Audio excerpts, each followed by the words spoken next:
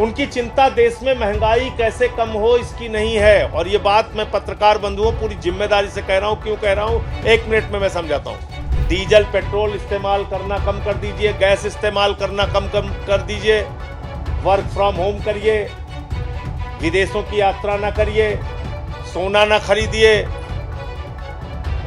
खाद ना खरीदिए, तमाम सलाह उन्होंने दे दी।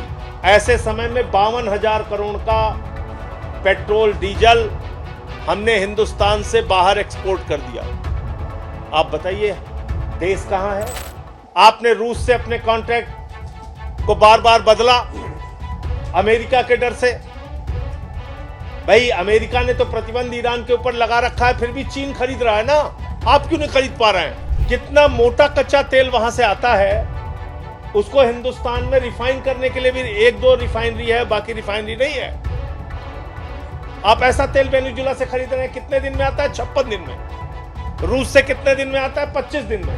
ईरान से कितने दिन में आता है? 7 दिन में। आप 56 दिन से जहां 56 दिन के बाद जो आपकी जरूरत पूरी कर पाएगा उस देश से आप तेल मंगा रहे हैं। आज मार्को रूबियो आया है, अमेरिका का विदेश मंत्री, वो कह रहा है वेनेजुएला का राष्ट्रपति हिंदुस्तान आएगा। भारत सरकार ने इसकी पुष्टि नहीं की, वेनेजुएला की सरकार ने भी इसकी पुष्टि नहीं की। अमेरिका का विदेश मंत्री बता रहा है वेनेजुएला का राष्ट्रपति आएगा दौरा करने। मोदी जी कहते हैं डॉलर मत खर्च करो, डॉलर बचाना है। कितने डॉलर इन्वेस्ट करने जा रहा है वहां पे? $10 बिलियन खर्च करने जा रहा है। $10 बिलियन। कौन?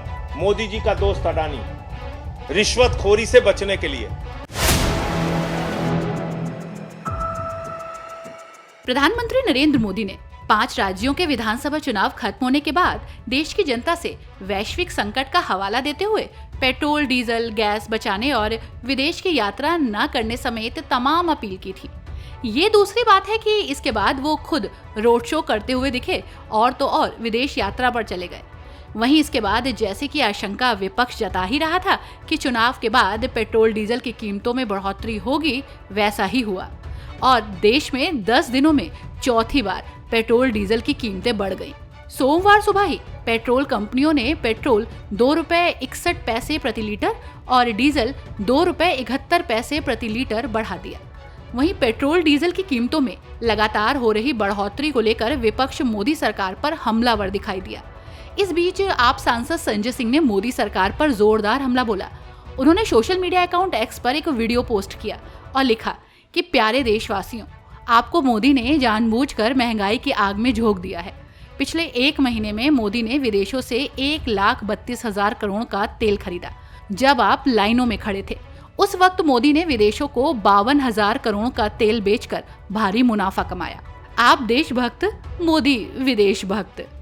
अभी देश के सामने महंगाई का एक गंभीर संकट खड़ा है। प्रधानमंत्री ने उपदेश दिया कि आप डीजल पेट्रोल इस्तेमाल करना कम कर दीजिए, गैस इस्तेमाल करना कम कर दीजिए, वर्क फ्रॉम होम करिए, विदेशों की यात्रा ना करिए, सोना ना खरीदिए, खाद ना खरीदिए, तमाम सलाह उन्होंने दे दी। और सलाह देने के बाद हवाई जहाज से उड़े और चले गए, रोड शो भी किया और विदेशों की यात्रा भी घूम घूम के की। उनकी चिंता देश में महंगाई कैसे कम हो इसकी नहीं है। और ये बात मैं पत्रकार बंधुओं पूरी जिम्मेदारी से कह रहा हूं। क्यों कह रहा हूं, एक मिनट में मैं समझाता हूं।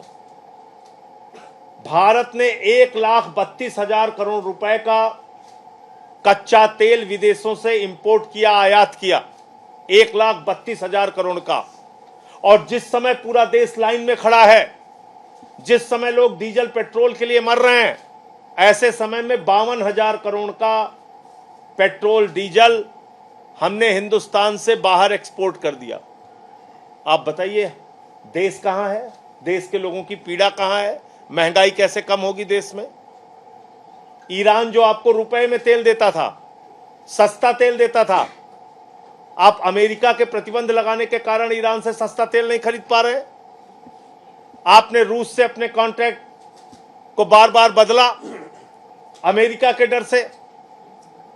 भाई अमेरिका ने तो प्रतिबंध ईरान के ऊपर लगा रखा है, फिर भी चीन खरीद रहा है ना। आप क्यों नहीं खरीद पा रहे हैं? आप देश को क्यों महंगाई की आग में झोंके हुए प्रधानमंत्री जी? इसका कोई जवाब प्रधानमंत्री के पास नहीं है। इसलिए देश में महंगाई आई नहीं है, महंगाई मोदी के द्वारा लाई गई है। आपको सस्ता तेल खरीदना है, ईरान से खरीदिए, रूस से खरीदिए, अरब के देशों से खरीदिए। आप अमेरिका के दबाव में वेनेजुला से तेल खरीद रहे हैं। वेनेजुला से कितना मोटा कच्चा तेल वहां से आता है, उसको हिंदुस्तान में रिफाइन करने के लिए भी 1-2 रिफाइनरी है, बाकी रिफाइनरी नहीं है। आप ऐसा तेल वेनेजुला से खरीद रहे हैं, कितने दिन में आता है? 56 दिन में। रूस से कितने दिन में आता है? 25 दिन में।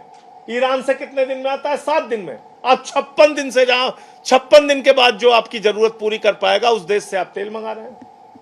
आप अमेरिका से तेल खरीद रहे हैं, 50 दिन में अमेरिका से आता है तेल। तो इसका मतलब देश को आप जानबूझ के संकट में डाल रहे हैं, क्योंकि ट्रंप आपको डांट देता है। ट्रंप से आप डरे हुए हैं। भारत की स्वाधीनता को, भारत की जो आत्मनिर्भरता को गिरवी मत रखिए प्रधानमंत्री जी। आज मार्को रूबियो आया है, अमेरिका का विदेश मंत्री, वो कह रहा है वेनेजुला का राष्ट्रपति हिंदुस्तान आएगा। भारत सरकार ने इसकी पुष्टि नहीं की, वेनेजुला की सरकार ने भी इसकी पुष्टि नहीं की। अमेरिका का विदेश मंत्री बता रहा है वेनेजुला का राष्ट्रपति आएगा दौरा करने। तो इसका मतलब हमारी सारी नीतियां अमेरिका में बन रही हैं क्या, और मोदी जी के दोस्तों के लिए बन रही हैं क्या?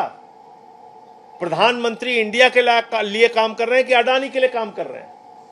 अभी अडानी को एक मामले में बरी किया गया अमेरिका के कोर्ट के द्वारा। मैं पत्रकार बंधुओं आपसे चाहता हूं, यह विषय बीजेपी वालों से पूछिए। मोदी जी कहते हैं डॉलर मत खर्च करो, डॉलर बचाना है।